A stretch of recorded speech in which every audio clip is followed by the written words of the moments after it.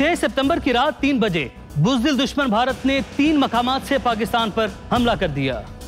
जिंदा रहे पसरूदा तोपखाना पाकिस्तान की पाक लकीर अंदर गोला घलदा ही जम्मू कश्मीर अंदर।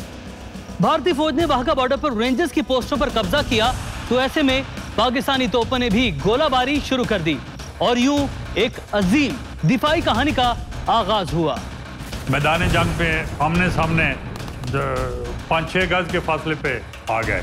आगाज में तो कम तादाद और अनडिक्लेयर्ड वॉर की वजह से पाक फौज की पोजीशन कमजोर नजर आई, लेकिन सुबह 7 बजे सूरत हाल यकसर बदल गई। डबल डेकर बसें आ रही थी क्योंकि जनरल चौधरी ने अनाउंस किया था कि शाम का छोटा पैग एट जिमखाना, तो वो फिर हमने 9:30 बजे सुबह उनको पैग हिला दिया और वो तकरीबन वहीं रुक गए। उसके बाद इन्होंने कोई मूवमेंट आ गई।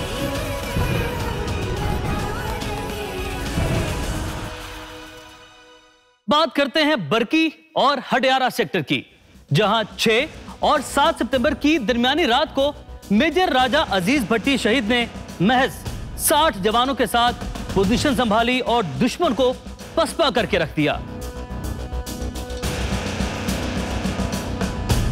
11 और 12 सितंबर की दरमियानी रात को सिख बटालियन ने बरकी पर हमला किया, जिसे मेजर राजा अजीज भट्टी शहीद ने नाकाम बना दिया।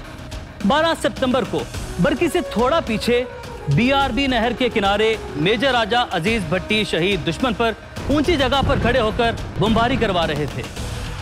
इसी दौरान सामने से 3 भारतीय टैंक आते दिखाई दिए, जिनमें से 2 को मेजर अजीज भट्टी की हिदायत पर आनन फानन तबाह कर दिया गया, मगर तीसरे टैंक का गोला मेजर अजीज भट्टी के सीने पर आकर लगा, जिसे आप जामे शहादत नोश कर गए। मेजर अजीज भट्टी शहीद 6 दिन और 6 रातें मुसलसल जागते रहे। इस दौरान वो दुश्मन को बेपनाह नुकसान पहुंचा चुके थे। मेजर अजीज भट्टी शहीद को उनकी बेमिसाल बहादुरी और शुजाअत के सिले में पाकिस्तान का सबसे बड़ा फौजी एजाज निशाने हैदर अता किया गया।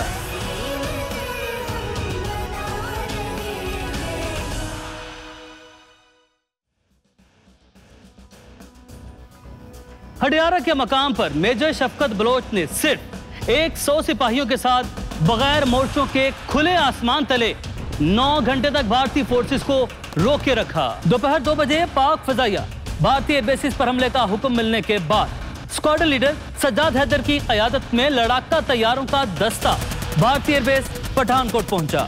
नौजी हैदर अच्छा उस्ताद था, अच्छा टीचर था, अच्छा फाइटर पायलट था और उसने अपने टीम जो थी बड़ी अच्छी तरह तैयार की। मैंने अपने अंदाजे से मेरे एक C-119 डिस्ट्रॉय किया, तीसरे अटैक में 2 MiG-21 डिस्ट्रॉय किए। 6 और 7 सितंबर की रात को पाक फजाइया के तैयारों ने आदमपुर, हलवाड़ा और जामनगर की एयरबेसिस का रुख किया और भारत के मजीद कई तैयारों को तबाह कर डाला। पठानकोट के अलावा बाकी एयरफील्ड भी थे आगे सामने, आदमपुर, हलवाड़ा, ये सारे फॉरवर्ड बेसिस थे। तो फॉरवर्ड बेसिस थे आपको ज़्यादा डेंजर होता है, तो हमारा फिर काम ये था कि फॉरवर्ड बेसिस को न्यूट्रलाइज करो ताकि ये हमारे ऊपर उस तरह हमला ना कर सके। यहां चविंडा के इस मकाम पर दुनिया की दूसरी सबसे बड़ी टैंकों की जंग छिड़ी। जो चविंडा का महाज था वो उनका मेन अटैक था और जो लाहौर का अटैक था वो सेकेंडरी अटैक था।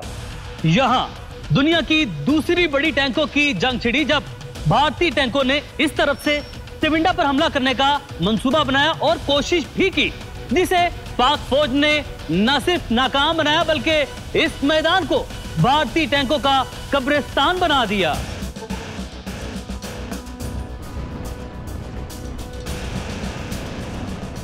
ਉਹਨਾਂ ਦਾ 650 ਟੈਂਕ ਦੀ ਆਵਾਜ਼ ਆਉਂਦੀ ਆ, ਹਾਂ ਕਿਹੜਾ ਗਿਣਿਆ, ਤੇ ਜਦੋਂ ਸੀਜ਼ ਫਾਇਰ ਹੋਇਆ ਉਦੋਂ ਪਤਾ ਲੱਗ ਗਿਆ ਵੀ ਵਾਕਈ 650 ਟੈਂਕ। ਪਾਕਿਸਤਾਨ ਨੇ ਤਾਂ ਇੱਥੇ 200, 200, 250 ਤਬਾਹ ਇੱਥੇ ਹੀ ਕਰ ਛੱਡਿਆ ਸੀ ਅਸਾਂ। ਕੋਈ ਰਾਵਾਂ ਜਾਂ ਤਬਾਹ ਕੀਤੇ। ਆ ਜਿਹੜੇ ਹੁਣ ਚਵਿੰਡੇ ਉੱਥੇ ਲੱਗੇ ਨੇ ਸਿਆਲਕੋਟ ਗੇੜਾਂ ਤੇ, ਮੋੜਾਂ ਤੇ, लाहौर लगे ने, ये सारे उन्होंने दे। 14 से 16 सितंबर तक भारत ने चमिंडा पर कई हमले किए, लेकिन हर हमले में भारत को जबरदस्त नुकसान उठाना पड़ा। तो बड़ा हमला जो है वो सियालकोट के ऊपर था और उनका मुद्दा था कि वो सियालकोट की बॉर्डर से एडवांस करते हुए तकरीबन गुजरांवाला तक आ जाएं।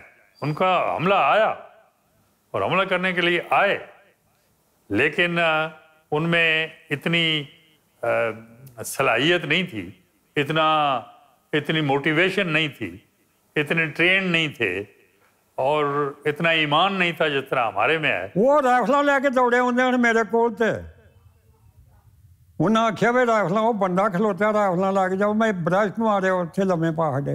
भारतीय कमान ने tank commander lieutenant colonel Tarapore को चविंडा पसरू रोड काटने का हुक्म दिया। इससे पहले कि कर्नल तारापुरी हमला करता, पाकिस्तानी फोर्सेस ने भारतीय टैंकों पर इस मकाम पर हमला कर दिया, जिसके नतीजे में 100 से ज्यादा भारतीय फौजी मारे गए और जो बच गए वो भी इसी मकाम पर अपने टैंक छोड़कर भाग निकले। जब जनरल टिक्के ने गल आखी भी मैं मैन बनना, साढ़े जवानों ने आख्या तुसी क्यों बनो? साढ़े जवान 80 टैंक मैन लैके हथां टैंकां थले लेटे ने। फिर नशे ने आख्या लै भी आ तो थवाना आ गया। ये है वो मकाम जहां पर कर्नल तारापुरी भी मारा गया। 5 दिन की इस लड़ाई में 600 से ज्यादा भारतीय फौजी मार दिए गए, 100 से ज्यादा को गिरफ्तार कर लिया गया और चविंडा के इस मकाम पर कई भारतीय टैंक तबाह कर दिए गए, जिनमें से भारतीय फौज का गरूर काला हाथी फोर्स का यह टैंक इस वक्त मेरे कदमों के नीचे है। और इस तरह पाकिस्तान दुनिया में दूसरी बड़ी टैंकों की लड़ाई जीत गया।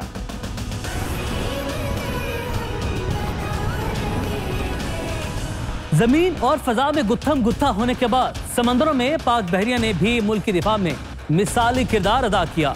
8 सितंबर की रात पाक बहरिया ने कराची से 210 मील के फासले पर भारतीय साहली शहर दबारका पर हमला कर दिया।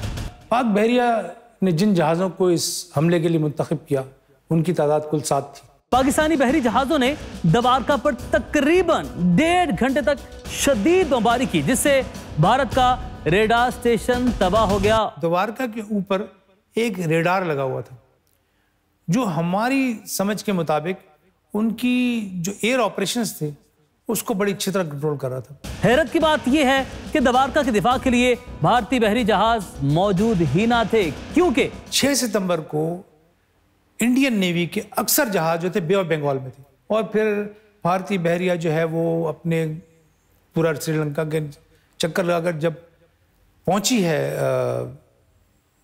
मुंबई, तो तकरीबन ये 10 सितंबर हो चुकी थी, जिसका मतलब ये हुआ कि 4 दिन तक तो भारतीय बहरिया किसी पोजीशन में ही नहीं थी कि लड़ाई करे।